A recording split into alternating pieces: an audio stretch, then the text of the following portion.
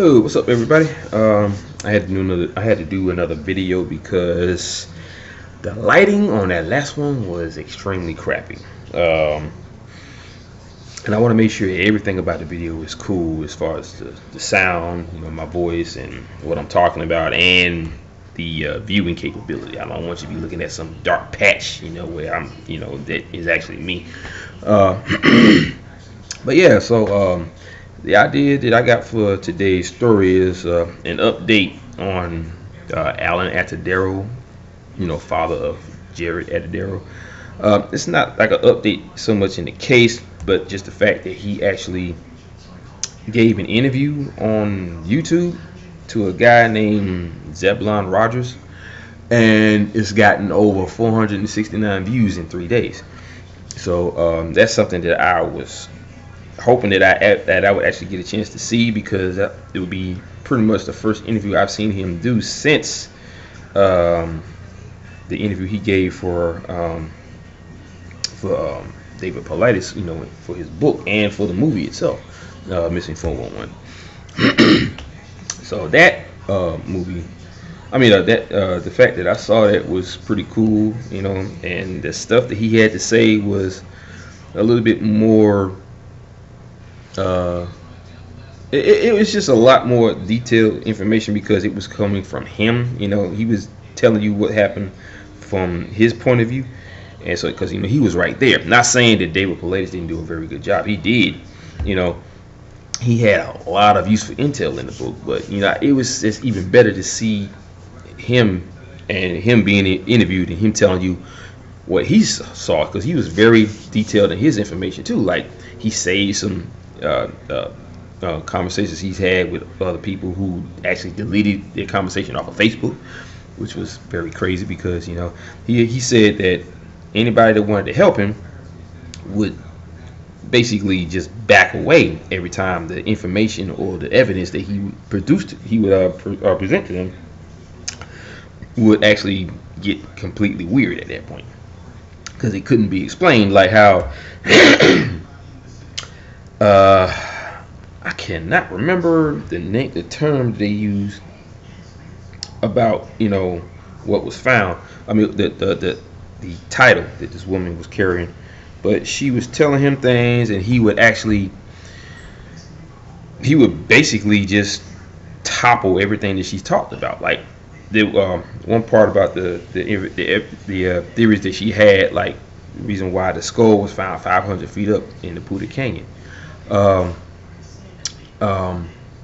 She said that there had to have been a flood,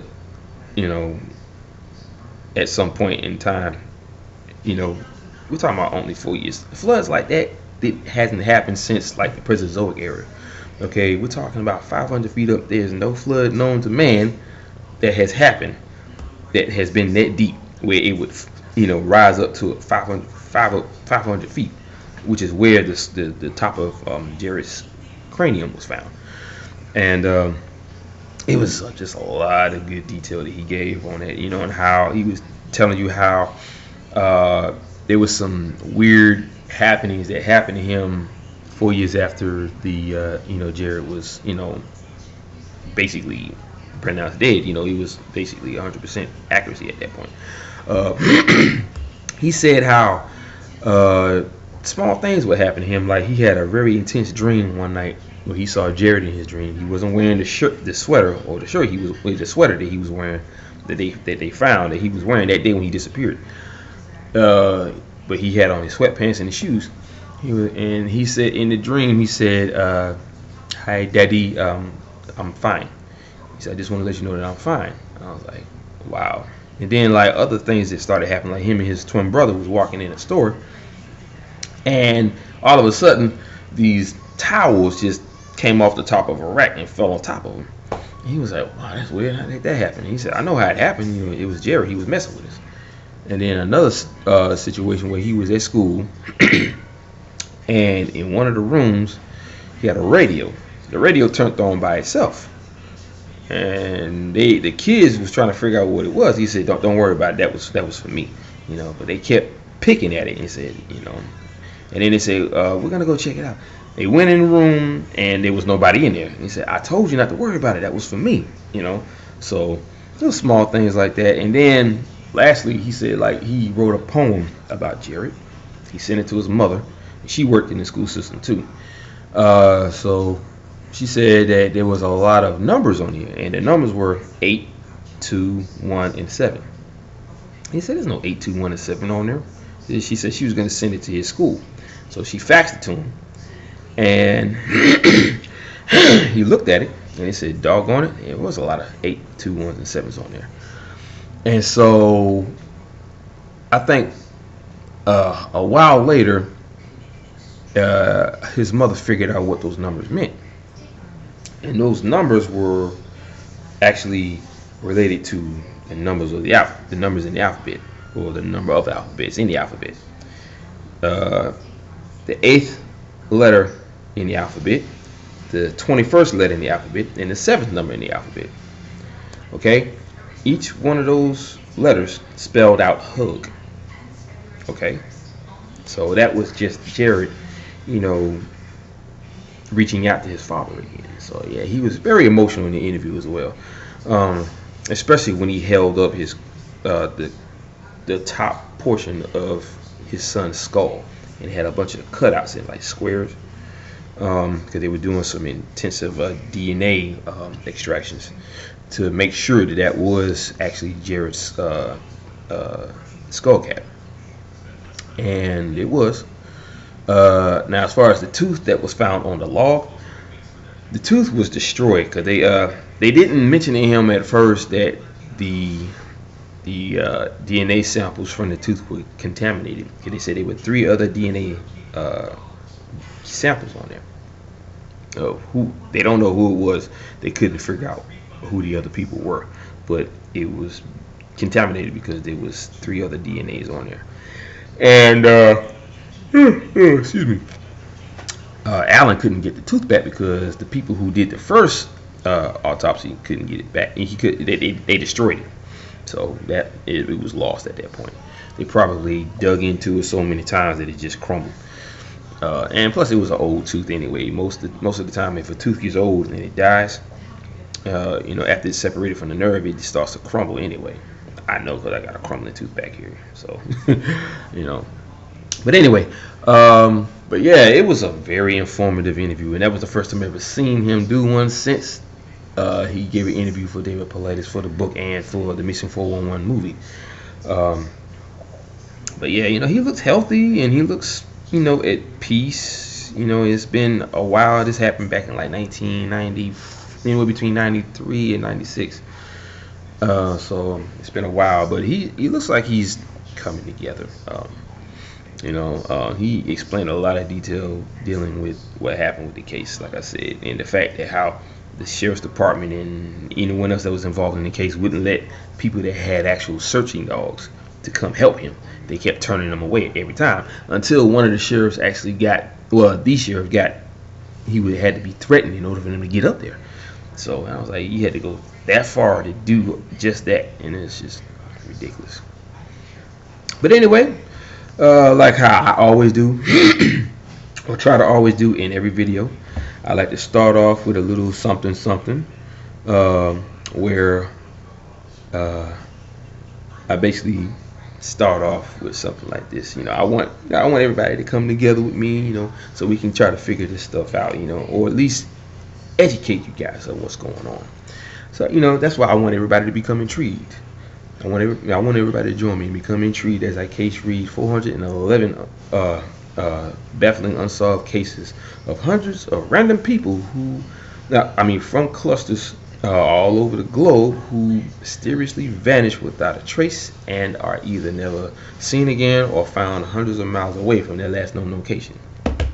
Dead, deceased, partially naked, under very, very, very strange and mysterious circumstances. Gets me every time I say that because it's absolutely true, all of it.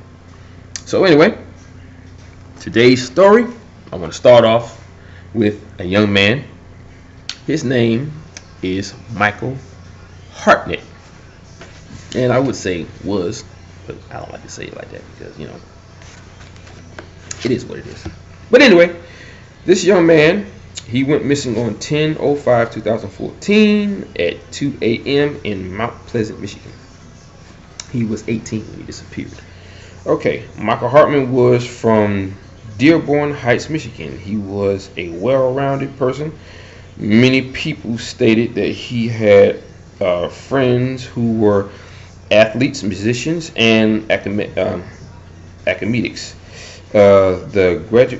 He graduated from high school with several advanced placement credits and chose to attend Wayne State University in Detroit. On October 4th, 2014, Michael traveled to Mount Pleasant to visit friends and enjoy their homecoming weekend. He spent time with friends on campus, drinking and having fun.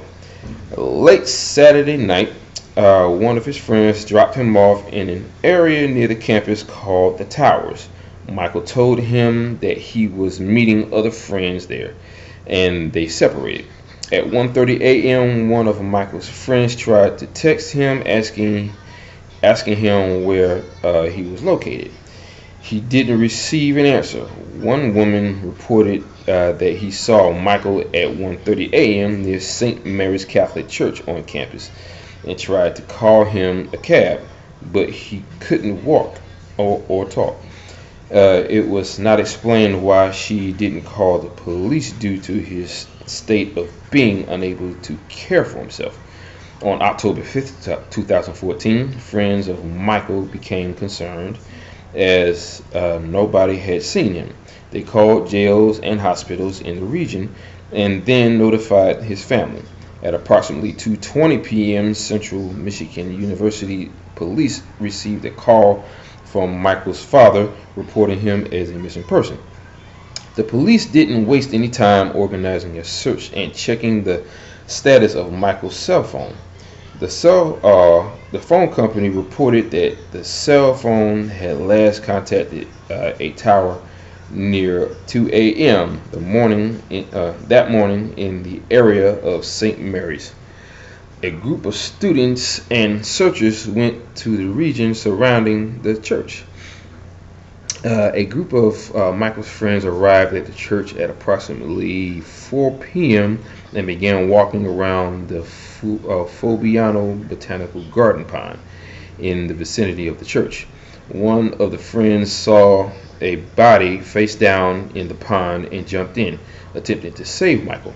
He couldn't grab the motionless body, and it apparently sank to the bottom. The Isabella County Sheriff's dive team was summoned.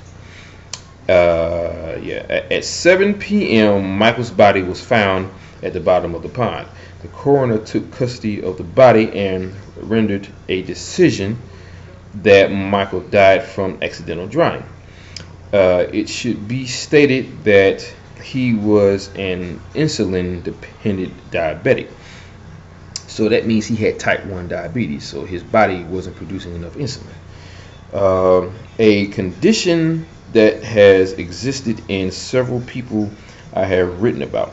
There are only 2 cases in this book that involve the disappearance of Wayne State students, and both were not on the campus when they disappeared.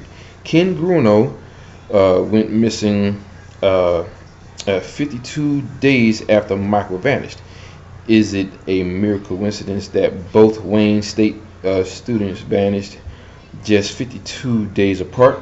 I could not find a mention of Michael's toxicology report. Now that's funny because Ken Bruno was going to be my next story to read on my next video. So I'll be talking about that and what he was talking about in the book on my next post. But yeah, this case is crazy just as much as the rest of them because he went to another town to visit friends, and they hanging out, they drinking, they having fun, on their homecoming, during graduation, like all teenagers do when they graduate high school, and he leaves the party and say he was going to another place to hang out with some more friends.